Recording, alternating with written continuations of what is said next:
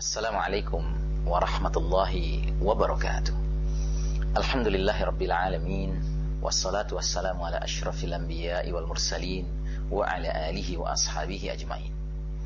Saudaraku rahimakumullah, di antara perkara yang kurang diperhatikan oleh umat Islam ialah perkara yang berkenaan dengan ma'rifatuz zaman, memahami keadaan zaman. Perkara ini sangat penting karena pemahaman seseorang terhadap zaman yang sedang dia hadapi akan menentukan sikap dan tingkah laku seperti apa yang harus dia tampilkan.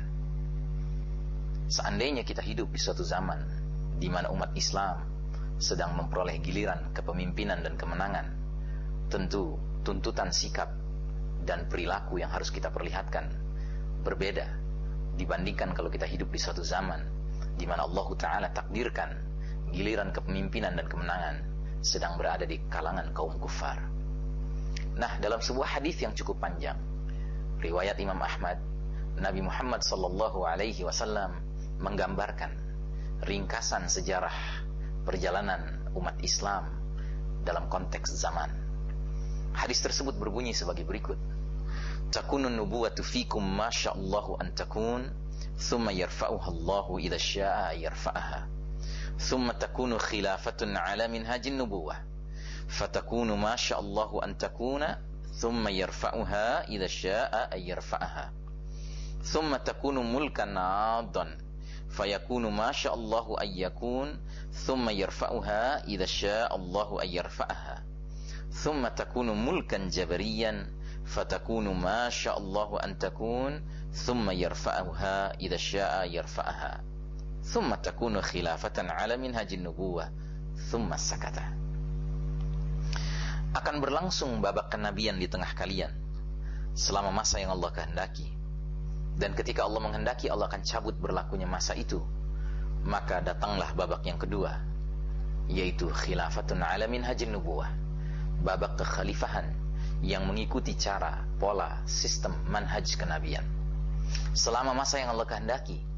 Dan bila Allah kehendaki, Allah cabut berlakunya masa itu.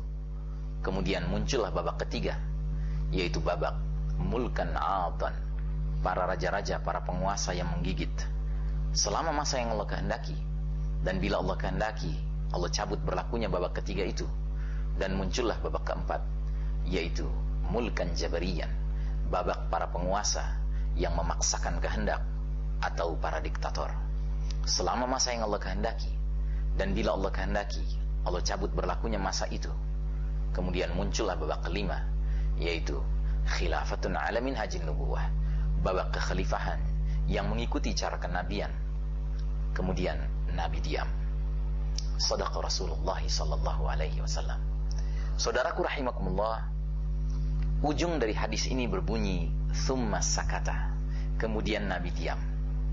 Dalam kitabnya Tariq ila Jama'atul Muslimin, jalan menuju Jama'atul Muslimin, Dr. Hussein Jabir mengatakan bahwa thumma sakata bermakna sampai disitulah perjalanan eksistensi umat Islam, hingga tidak lama setelah itu Allah akan takdirkan berlangsungnya yaumul qiyamah, berakhirlah perjalanan dunia ini. Nah, jadi saudaraku rahimakumullah, suatu perkara yang pasti berdasarkan hadis ini, kita umat Islam diajarkan oleh Nabi sallallahu alaihi wasallam untuk meyakini bahwasanya kita adalah umat akhir zaman. Sebab beliau Nabi Muhammad sallallahu alaihi wasallam adalah khataman nabiyyin, penutup para nabi. Beliau adalah nabi akhir zaman, dan kita adalah umat akhir zaman.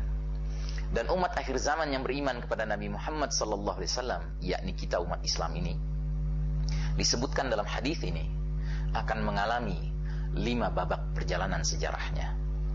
Babak pertama adalah babak kenabian, babak di mana Nabi Muhammad SAW langsung memimpin umat ini sejak beliau awal diutus hingga menemui ajalnya berpulang ke rahmatullah.